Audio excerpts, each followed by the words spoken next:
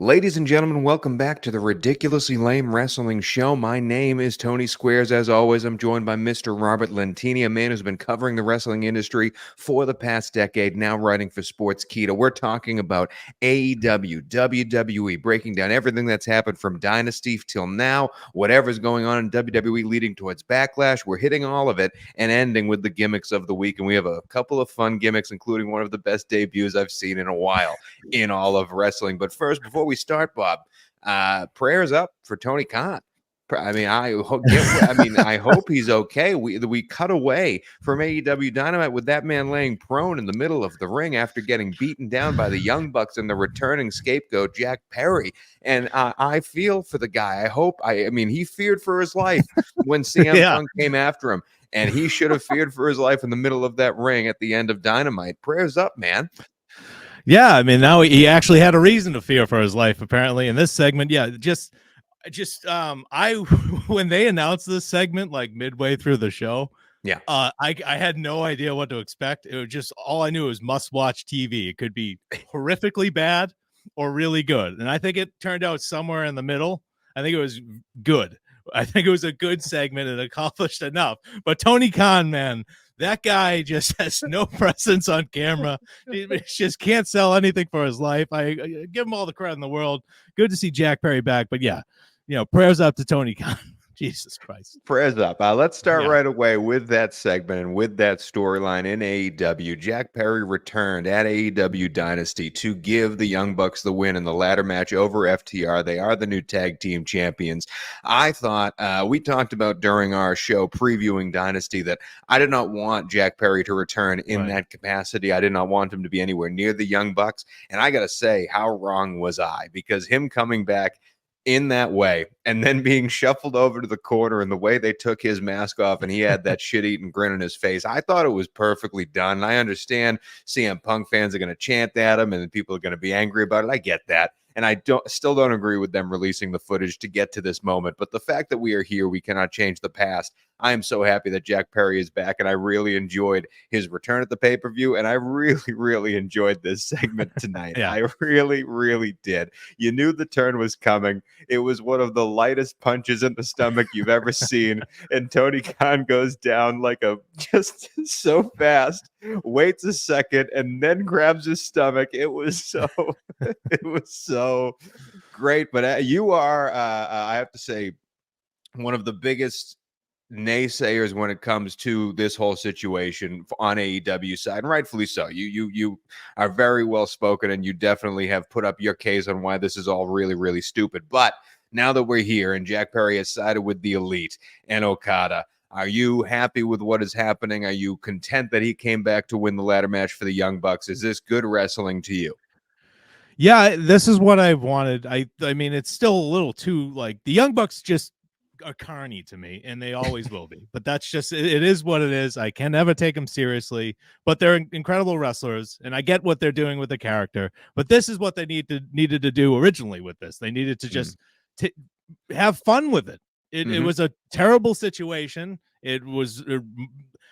It's changed the opinion of a lot of people about the company. So they're trying to rebound here, and they need to have fun with it, and they need to go full Jerry Springer. And I thought this is what they did tonight. They had Tony Khan looking like a goof. Jack Perry, I thought, the crowd gave him a great reaction. He's coming out looking like the best one out of all of this. The crowd hates the Young Bucks. Well, some of the people hate the Young Bucks, but Jack Perry, after watching that video, like, guy didn't do anything wrong. So, like, he's the scapegoat, and I like just the grin and just the turn tonight. I don't like the fact that he's with the Young Bucks. I like the fact that he's back and he's a heel. Go ahead. I'm rambling. No, I'm right there with you. I'm not right there with you and agreeing with you, but I hear what you're saying, I should say. I am much a fan of the Young Bucks, especially their wrestling ability. I thought the match they put on with FTR was awesome and was put in an extremely difficult spot in the pay-per-view card. They followed one of the best matches we have ever seen, and we'll be talking about later. But they came out, and it took a while for them to get going, and FTR definitely did their job. But, man, it was awesome. It was an awesome, awesome match. I, again, did not want Jack Perry to run into to factor into the finish, but it happened, and it went well, and they just – I'm ready for this heel run. I am even more invested now that they attacked Tony Khan that I'm still laughing about. What's up, Bob? My one like a little critique of that segment was like nobody came out to help Tony like during that. They did just after everyone left. Yeah, after he was dead on the mat. Nobody backstage. Like I thought that would have been a good moment to like set up Jack Perry's first opponent. Like someone run out there and Jack Perry kind of run away because he's a heel. We're supposed to be booing him. But I guess let me play it forward because I'm sort of seeing what's coming here, and I think you're absolutely right. I don't know if it's going to be Jack Perry's first opponent, but I do know that next week, and they've already talked about it, Kenny Omega is coming back to AEW Dynamite, and he cannot wrestle. He is dealing with a true health issue right now, but he is coming back to Winnipeg to say something to the crowd, to do something, and that is not just him saying, hey, happy to be here, I'll be back soon. No. I really think we're going to hear the Kenny Omega is angry that the Elite kicked him out. And there's going to be something happening with the Elite, with Jack Perry, with Okada, because of all the history that Kenny Omega has with those guys. And I do believe we will get sort of the forward-moving steps of this, because, again, Double or Nothing is not far away. It's only a few weeks away here. So they are building very fast, and I'm very much enjoying the build for the first time in a long time in AEW. But I do think you're absolutely right. It would have been fun to see who's the guy that's going to stop the Elite in this segment, but I really think it's going to happen during Omega. I don't know if they can get physical with him, but I do know they will some way interrupt him and be in that, interact with Omega in some way. Yeah, I agree. So maybe I don't know. So Tony Khan, someone's got to stick up for Tony Khan physically next week. Is what I'm saying. Someone's got to show up, and if it's not Kenny Omega, we'll see who it is. But yeah, overall though, I enjoyed the hell out of the segment. Just the awkwardness of Tony Khan will never get old for me. Whether he's in a media scrum, wherever the hell he is. He's just completely and utterly awkward, and I love him for that just because there's nothing. He can never not be awkward. That man will never not be uncomfortable on camera, and I love him. I love him for that and that alone. Yeah, I really enjoyed this this segment. I enjoy where it's going, and welcome back, Jack Perry, man. Welcome back, Jack Perry. Excited for it. Let's talk about, though, the biggest thing that happened in WWE so far this week, and that happened on Monday Night Raw. There was a battle royal to see who would become the women's world champion. Again, I don't know what technically they're called. All the titles mold together to me, but a woman is holding the belt, and it's the man. It is Becky Lynch. She defeated Liv Morgan and the rest to win that battle royale, and people are not happy, Bob. No, I'm not. I think we discussed this, and we both, those were the two names we brought up immediately, Becky Lynch and Liv Morgan. So, I mean, I understand why WWE, from a business perspective, would go with Becky Lynch. Recognizable name, huge star. But just Liv Morgan, if you look at her run since she came back at the Royal Rumble, second at the Royal Rumble, second in the Women's Elimination Chamber, and now this, second again. It's just crazy. And, I just personally, I would have went with Liv Morgan just because of the story of, you could give her that heat for taking Rhea Ripley out. She's boasting about it, acting like she was the one who injured Rhea Ripley. And in storyline, that's the case. I don't understand why they didn't add more heat and give that to Liv Morgan. Maybe they're going to do Becky Lynch versus Liv, but I don't know. It just doesn't do it for me. I wanted to see Liv Morgan get her moment there. But instead, it's Becky Lynch who wins, who, to me, it's a little hollow because she just lost to Rhea Ripley clean at WrestleMania. But what are your thoughts on Becky Lynch winning? It's the Women's World Championship. Well, it's thank you. But for me, it's not the call I would have gone with, but it's the right call because of how much Becky Lynch matters. And I like Liv Morgan a lot. Liv Morgan does not matter on the same level that Becky Lynch does. And maybe she could, if she had a heel run with a championship, maybe this could have made her. But I think they were a little bit worried over some of the injuries that they've had already in that company. Some of the people that might be leaving. They also let go of a few people this week. Not that any of them mattered in a title picture anyway, but they're definitely shifting. This company is still trying to find its legs post WrestleMania and hang on to that real high that they've achieved. They don't want to ever go back down in any type of valley. They're trying to go up, up, up, especially owned by a new company now. So Becky Lynch is a face you put on a poster and people buy a ticket. So whoever you put against her, even if it's something we've already seen, it's going to sell. And so I think it was a safest choice for them to make. Who do you think should be that first feud for Becky Lynch. Rhea Ripley's out of the picture. She is not going to be around for a while. There's a couple of other women on the roster that are not going to be around for a while due to injury. Becky Lynch was supposed to be gone for a long time, actually, supposed to take a long vacation alongside her husband who was dealing with injuries. And she decided to come back, or was asked to come back, to win this title because they needed her to. So they have to have a plan, sort of shuffle together a plan real fast. Maybe she's about to face the person that was supposed to face Ripley for this next few months of a run here. But who do you think that woman should be? Well, if she was going to face the person that was going to face Ripley, it would be Morgan, because Morgan was the one who attacked her. So that, I mean, they could do that feud, and I think they should do that feud just based on the reaction. I think they should have it be Liv Morgan. And then they get the draft coming up, so it's like hard to predict. But if it were up to me, like Becky Lynch is, to her credit, if the crowd keeps booing her, she can turn heel like that and pull it off. Mm-hmm. So she's not. That's not an issue that the crowd is booing her.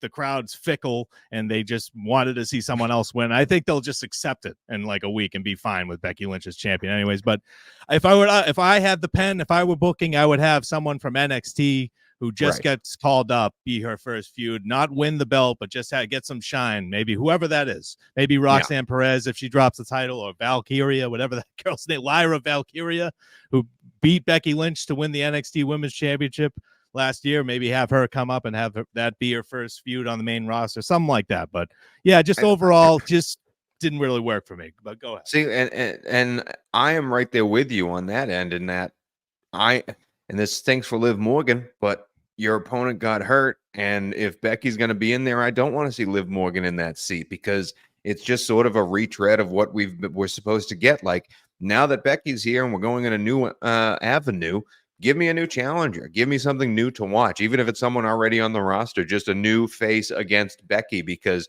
that would interest me. If Becky versus Liv Morgan is at Backlash or whatever pay-per-view afterwards, then okay, we know Becky's winning. Like, we know it's not going to really matter. If you give me a new face, I might be more interested in it. And you said WWE fans are fickle. What's that number about the YouTube WWE YouTube video that was out about Becky winning the belt? What's the dislike count on that? Just 33. Last I checked, it was 33,000 dislikes, 23,000 likes. Wow, that was the last update. So more people disliked it than liked it. But again, everybody hated the Rock's whatever, and it turned out to be the greatest thing that's ever happened. That dislike video gave us the final boss. So maybe we'll get another epic Becky Lynch heel turn out of this if fans keep getting pissed, and I'm not going to complain about that. No, she's awesome. Becky Lynch is one of the best performers they have. So at the end of the day, it's just, I don't really care that she's champion. I'm not too mad about it. I just wanted to see something else. Speaking of the greatest thing we had, let's talk about one of the greatest matches these eyes have ever seen. It happened on AEW Dynasty between Will Ospreay and Bryan Danielson. And we talked about on our preview show how we were so excited for this match. We knew Ospreay was going over, but we said on the show, just give him 60 minutes and let him go. They're going to tear the house down. I went into this expecting greatness, and they overachieved, man. They over-delivered on this. And I am the AEW fan. So I'm going to ask you, a man who is much more schooled in the world of wrestling, a man who watches all of wrestling, and you're not against AEW, but you're definitely not head over heels in love with it as I am. So you watching that match between these two men, did it hit all the notes you wanted it to hit? And should it be considered one of the greatest matches we've had? Yeah, it was. I was in awe. I knew both of these guys were incredible athletes, but some of the shit they did in this match, we're not gonna go through it move by move, but just watch it and you'll just how the hell did he get here? So like, how did he get in that spot so fast? That makes no sense. It happened over and over again in this match. I was just blown away. And then you get like a technical just savant like Bryan Danielson. I don't know why I'm using that word, but that works. He's that also great. Like storytelling savant, because there was a lot of storytelling in this match led by him. Sorry to cut you off. No, it's just I don't want him to retire this year or whatever. As Bryan Danielson, just God, they should have given him a title run. He has not slowed down at all. I would love to see him as AEW champion. I would have loved to see that for like a full year. Like, just give him the belt. He's that damn good to me. I've loved Danielson since Bryan Danielson, since he was Daniel Bryan, WWE WrestleMania 30, one of my favorites. Like, but this match, Will Ospreay is this company's future, in my opinion. It's not Okada. Okada's a great hire, and will provide some great matches. But for the United States audience, what they need, Will Ospreay is that guy. Yeah. Keep building him up, and that's why I was a little bit annoyed with what happened on tonight's Dynamite. We'll get into that, I think, because there's only so much you can say. The match is so freaking awesome. Go watch it. That match at Dynasty. Go out of your way to watch it. But let's talk about what happened. Go ahead. The best thing AEW could do, honestly, is take that match and put it on YouTube. Like, literally, I know, you're trying to get pay-per-view buys still. You can still buy Dynasty and buy replays and stuff. If you want to see what AEW is all about, or what AEW should be all about, and with all this negative press that they've had since the CM Punk stuff, just put that match on YouTube. And you could honestly put that match on YouTube and a week later talk about the numbers compared to WWE numbers. Because I know every wrestling fan would be sending that to their friends, like, hey, make sure you watch this. This was unbelievable. It'd be that old school, trading tapes thing when the wrestling world was all about matches on tape, because that match should be watched by every wrestling fan out there, whether they like AEW or not. It was that special. But let's move on to exactly what you just said. The gauntlet match for whatever title Roderick Strong has on AEW. I promise you, I'll learn the 72 titles in both promotions at one day. International. But today is not that day. The gauntlet match that they were having, I actually was watching a Bruins playoff game at the same time I was watching Dynamite. So as this match started, I knew it was a gauntlet match, but I thought it was everyone needed to get pinned until there was a new guy coming out. When people just kept coming out, I started to perk up a little bit. I was like, oh, this is interesting. I haven't seen this before in a while. And as people came out and they kept on saying only one person, people will keep coming out until someone is pinned. I really thought this was a fun gimmick match. It was something that I had not seen before, and I was very much intrigued by it. It definitely caught my attention. And as you said, the future of their company, when Ospreay's music hit, I perked up out of my chair. Like, full attention on the television screen. They're doing Ospreay. There's no way Ospreay's losing. Ospreay's going to face Roderick Strong, and then he starts interacting with all these people that you'd never expect him to interact with. He's fighting the high-flying, what's his name, Darius Martin kid. Like, they're never going to have a match together, and they were awesome in the ring together for the few moves that they had to do. It was, and his stuff with Jay White and how they're laughing at each other. Like, it's so good to watch that high caliber of a person fight with some guys who are really not that high caliber on the pecking order of AEW. I thought it was an awesome match. The right man won, obviously Ospreay, but the bad news is he's not going after Swerve Strickland. He's going after one of the secondary titles in Roderick Strong. And Roderick Strong is a man I thought would hold on to that title for quite some time, especially with that Undisputed Era, whatever they're called, faction going forward. So now it becomes, will it be Ospreay versus that faction? And I'm interested to see how that road goes down. But you weren't a fan of this avenue for Ospreay's future. Well, I didn't understand what the match was at all. Like they need one pin. Like, so if the first guy that came out just hit his finisher and won right away, the gauntlet match is over. Like, I didn't understand. And if nobody pinned anyone, how many wrestlers were going to come out? Like, well, that's what the 30, 40. I loved it. I know it was stupid. I loved it. Well, but then Tony Schiavone's like, well, we don't know what the hell's going on. How many else people are coming out here? It's like, well, the commentators don't even know what the hell the match is. Like, what the hell's going on? And the audio also, issues. The last wrestle was Jay Lethal. I mean, nothing against Jay Lethal, but I think we could have closed the curtains with someone better. But I loved the gimmick. I really did. All right. Well, I mean, obviously the right man won. You can't have Ospreay in this match and have him lose. I don't want to see Roderick Strong and Will Ospreay a month of that. There's still got a few weeks of build here, and I just don't. So we got Okada as the Continental Champion. Ospreay is going to be the International Champion. Like, neither of those belts matter to me. So, like, even if Ospreay has it, maybe he can elevate it. Exactly. Maybe they make them matter. Yeah, I hope so. Yeah, but I want to see Will Ospreay on the fast track to All In to face Swerve Strickland. Yeah. So I don't want him diverting to have some title reign where he has to lose it then before he goes after Strickland. You know what I mean? Here's the thing. I'm excited to see Ospreay versus Roderick Strong in the ring because I think they're both great ring workers. I'm definitely with you on. I'm not sure. I want 4 weeks of a build here, but also maybe this isn't the double or nothing match. Maybe they have it a little bit sooner. We don't know, but it's supposed to be a double or nothing. Oh, it's double or nothing. They advertise it right away. I think so.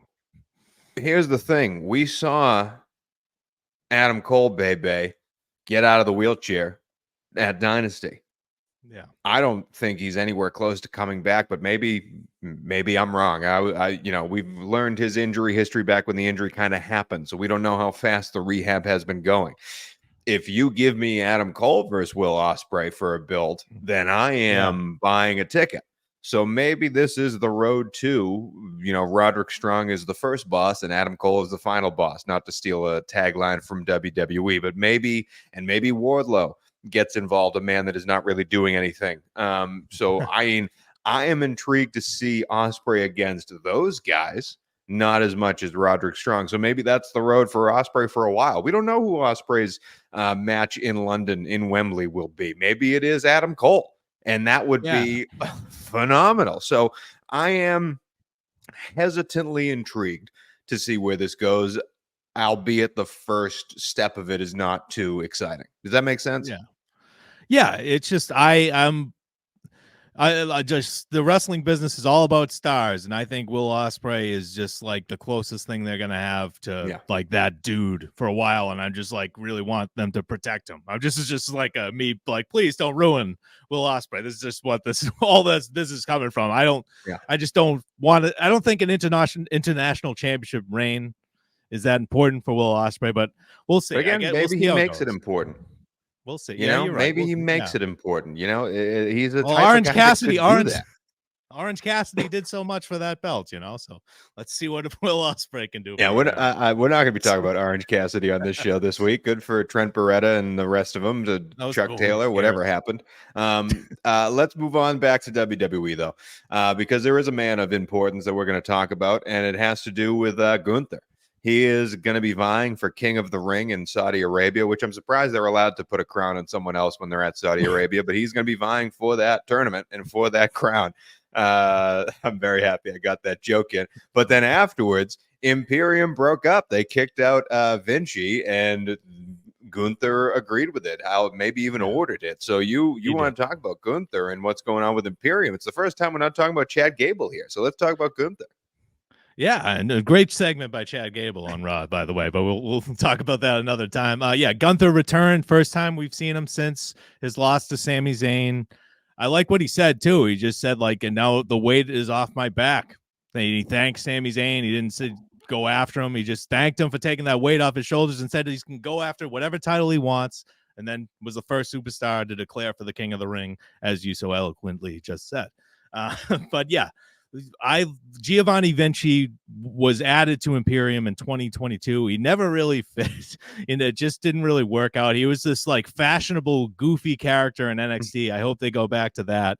But I think with Ilya Dragunov losing the NXT Championship to Trick Williams last night at NXT Spring Break, and I think this gives a perfect opportunity to add Dragunov to Imperium, who has had epic rivalries with Gunther, or when he was Walter in the past. Yep. So you put those two in the same group, and then eventually they split up. I mean, it just writes itself. But that's what I would do with Gunther. I would keep him with Imperium, with Ludwig, and add Dragunov in replace of Vinci. That's what I would do with Gunther, man. I think you're on to something there. I don't know if I would just start by adding him to Imperium. I would start, however, by putting him in King of the Ring and having them face off in King of the Ring. And that victory leads to him, or that loss to Gunther leads to him joining Imperium. Because I believe was he not the one that beat Walter in NXT? Yeah, yes, he was. So in NXT UK. That match writes itself, and I'd be not too happy to watch it at whatever it is, 9 a.m. Saudi Arabian time or in California. But again, that match, I think that's the storyline that we're going towards, is Dragunov in that King of the Ring tournament bracket, and maybe that loss leads him to joining Imperium. I'm right there with you, but I'm excited that Gunther's back, man. He is one of my awesome. favorites. And I feel bad for Vinci because he's not going to be on main roster television for too long. He might be a draft pick by NXT that we write up in an email after the shows air. Like, he's one of those draft picks. He just gets added on 74.NXT Giovanni Vinci. So good for him. But yeah, he's gone. Tough break. Speaking of guys, this is mean, but speaking of guys and gals that are just simple write-ups in a recap that don't really have anything to do, Serena Deeb challenged Toni Storm for the women's championship. And on the other side, we had a fun Willow Nightingale celebration of her title win, and Mercedes Moné came out to challenge her as well, although the challenge has already been had, but they actually did something with Mercedes Moné. So now that these are the two feuds, I guess we're heading towards the pay-per-view with Toni Storm and Serena Deeb, Willow Nightingale, Mercedes Moné. Which feud are you more interested in? It has to me. It's Willow Nightingale and Mercedes Moné. Serena Deeb is a good hand, but I don't see like a star power in Serena Deeb. And Willow Nightingale, I'm incredibly high on. I think she's great, but I don't know if everybody else feels that way. But I think she could be a star, and I'm not too excited about her. She's definitely going to lose to Mercedes Moné at Double or Nothing, but I'm excited about this build. I guess we still don't know who attacked Mercedes Moné in the dark. It was kind of hinted that it might have been Statlander tonight. You could have been right about that prediction with Stokely and Statlander lingering in the corner. Right about that prediction. I think you are, but I can't. Willow Nightingale is not a heel. I don't know how they're going to pull that one off, but we'll see. Maybe she didn't know about it. Well, separation. We'll see. Yeah. But I'm more excited about Moné and Nightingale, despite the fact that Moné still cannot wrestle until Double or Nothing. I still hate that whole decision of debuting her in March, and we're just sitting around still waiting for it. But go ahead. No, that part stinks. I'm right there with you. That part stinks. But again, medical stuff is out of our hands and out of our field of expertise. But again, why debut her if she can't get physical in the ring? But hey, we're getting it. We are getting it. It is mere weeks away, and it's Willow versus Moné. And I really liked how Statlander was the one to sort of grab Moné as she was walking away. Moné thinks it's Willow, slaps her.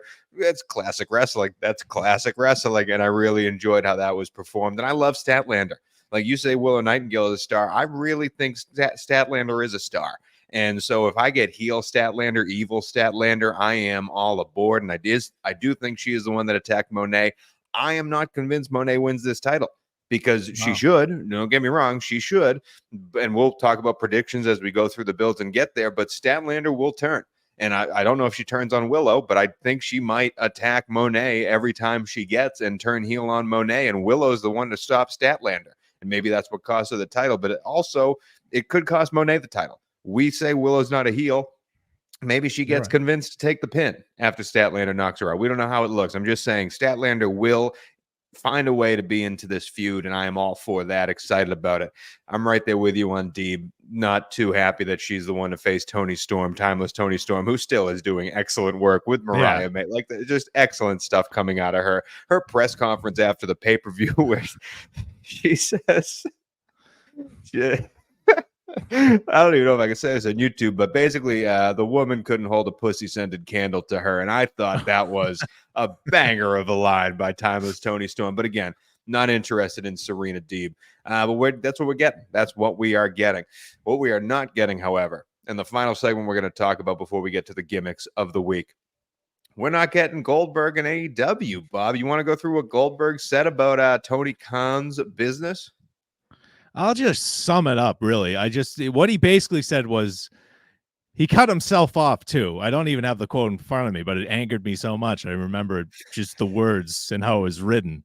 He just said, it's too cheesy. They don't deserve. And then he stopped himself and said, so what he was getting at with they don't deserve is that like he's some freaking legend of all legends and they don't deserve his presence. They just retired Sting, and that kicked ass, and that was an epic match. In a perfect way.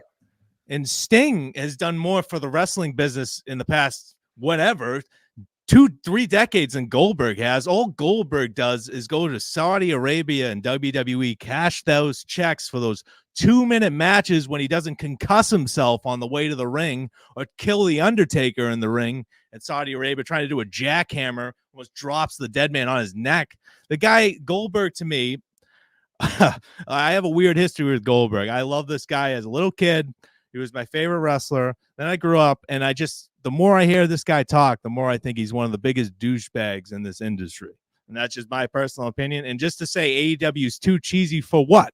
For a middle-aged man who can't move anymore to take 12 minutes to walk down to the ring for the 3 moves we've all seen him do for the past 25 years? No, then they're not too cheesy for that, Goldberg. You're too old.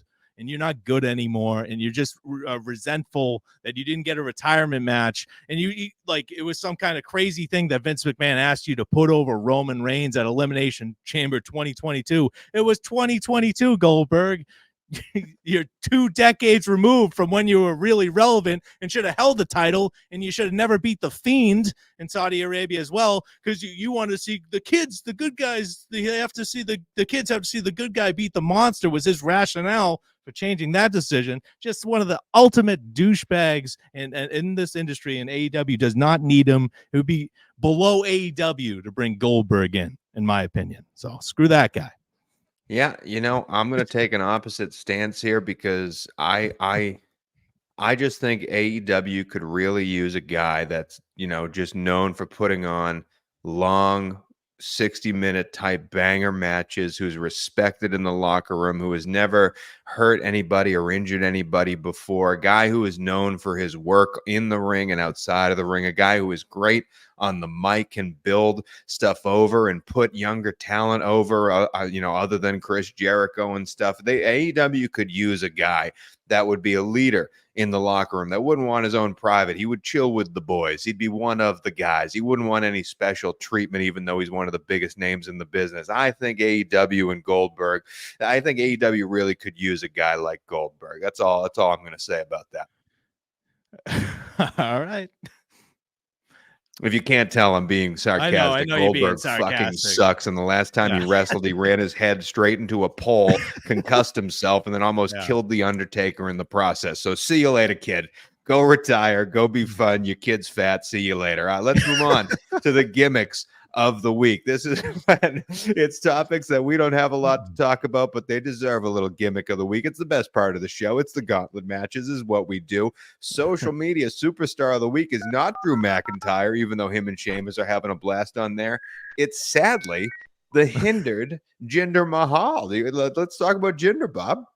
Yeah, I made a short on this channel. Jinder duped the hell out of me. I thought he quit the company. I made a whole short and a TikTok and 60,000 views. Everybody's making fun of me. Dude, he didn't quit. He got released. So Jinder Mahal duped the hell out of me. That's why he gets the social superstar of the week. He tweeted out, "I'm out. I quit."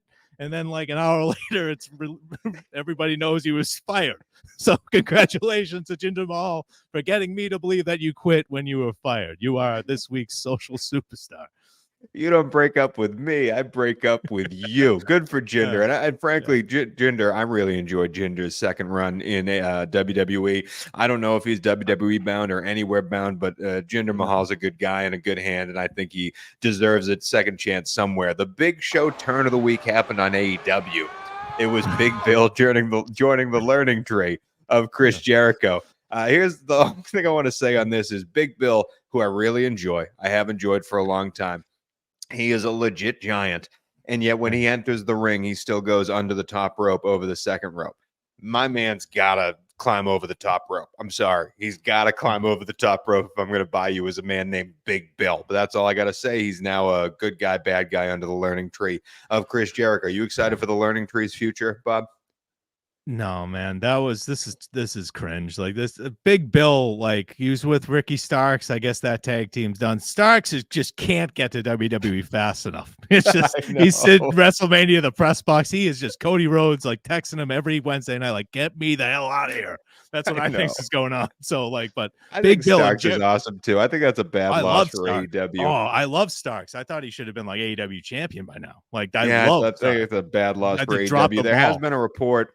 this is not part of the gimmicks of the week, but since we brought it up, there has been a report that WWE is looking at Hook, Ricky Starks, and Britt Baker. The last one surprised me. I think there's no chance in hell Britt Baker leaves AEW, especially while Adam Cole is there. But again, Starks and Hook, if you think you're going to get this is different for Hook than Starks. We've said it last week. If you think you're going to get as good of a shake in WWE as you did in AEW, good luck, my guy. Cameron Grimes was just released, and he was one of the most over people in the ring when he was in the ring. Get well soon of the week, Bob. Second round. Yeah, Becky Lynch was on some show promoting her new book, and she revealed that Rollins got surgery after WrestleMania for a torn meniscus. So he got that injury wrestling Jinder Mahal in January. It was a title match, which Tony Khan lost his mind about. I don't know if you remember that. He tweeted out Jinder Mahal's record and how he didn't deserve a title match, and everybody shit on Tony Khan and loved Jinder Mahal after that. That's well, he got his comeuppance tonight, Bob. yeah. Well, Tony Khan should hire him. Anyways, but the get well soon of the week is Seth Rollins, torn meniscus, competed both nights of WrestleMania, was involved in the main event as well, got hit a Superman punch just right when he got into the ring. That was his contributions, but hell of a worker. Just thank you, Seth Rollins. You put together a great World Heavyweight Championship run while injured and put your body second for the fans, and get well soon, sir. When you think about it and you now see footage of him struggling I shouldn't be laughing, but struggling to get into the ring just to get Superman punch and roll back out. Was the pop of the Shield music really worth it? That's all I gotta say. He was Cody Rhodes' Shield. That poor man, that poor man was a really his leg was jello at that point. But get well soon, Seth Rollins. And finally, I've been holding this in. I can't believe we haven't touched on it yet. The gobbledygook debut of the week. What is it? It's Shad Khan. That man was the last shot of Dynamite. He coming in to check on his son with all the other wrestlers coming in that we kind of know, kind of don't know. Shad Khan appeared in one of the coolest sweaters I've ever seen. I haven't popped that hard in forever. It's Shad Khan. What more do you want? Just a disgruntled Shad Khan, one of the greatest 3 seconds. I was 13th. One of the greatest 3 seconds of television with that mustache and the worried look on his face, looking like he was in the Jaguars draft room tomorrow night. Just beautiful. I loved it. The best part was like creator wrestler number 3 like taps him on the shoulder, and then he looks at him and goes, "Oh, it's Shad Khan," and then the camera cuts to Shad Khan. It was great. It was unbelievable. That was one of my favorite moments in Dynamite history. Just Shad Khan showing up unannounced. Nobody said anything like the announcers were like, "Oh my God, it's Shad Khan. That's Tony Khan's father." Just this mustache guy. If you didn't know who he was, you didn't know who he was. And that's how Dynamite went off the air. I love that he was there. It makes so much sense. Could you imagine Tony asking his dad, like, "Hey, you mind coming to Dynamite Wednesday night? I got something for you to do." Like, I love every second to that, and good for Shad Khan to be there. I hope he fights the Young Bucks. That'd be great. Him versus Okada. Let's end the week with the headlines of the week. This is when we tell you what the future is bringing. What are we talking about next week in the world of wrestling? Bob, you're giving out WWE. I'm going with AEW. What is yours? Well, the WWE draft is starting this Friday night on SmackDown, and one of the most disappointing stars I feel like lately is LA Knight. He got that victory over AJ Styles at WrestleMania, but then lost his chance to face Cody Rhodes at Backlash. I think LA Knight is going to be heading to Raw, and I think 2024, just starting from his first appearance on Raw till the end of the year, I think he's going to finally become a big star, maybe become Intercontinental Champion, but I think LA Knight moving to Raw, he's going to become one of the faces of Raw, and just a huge move for him in his career. That's a long-ass headline, but back to you. I like it. My headline for AEW next week, it's going off of my prediction and Kenny Omega coming back in the Elite. I don't think they're attacking him again because Kenny Omega legit cannot get physical right now, but the Elite doing something to Kenny Omega, and my headline is Kenny Omega saved by Hangman Adam Page, and that is the first opponent that we see for either Okada or Jack Perry in this return and this new heel faction that we have. Hangman Page comes to save his old friend. That is it for our show. That is it for the Ridiculously Lame Wrestling Show. Next week, we will be talking all about Backlash, but until then, let's check in this week on Ryback.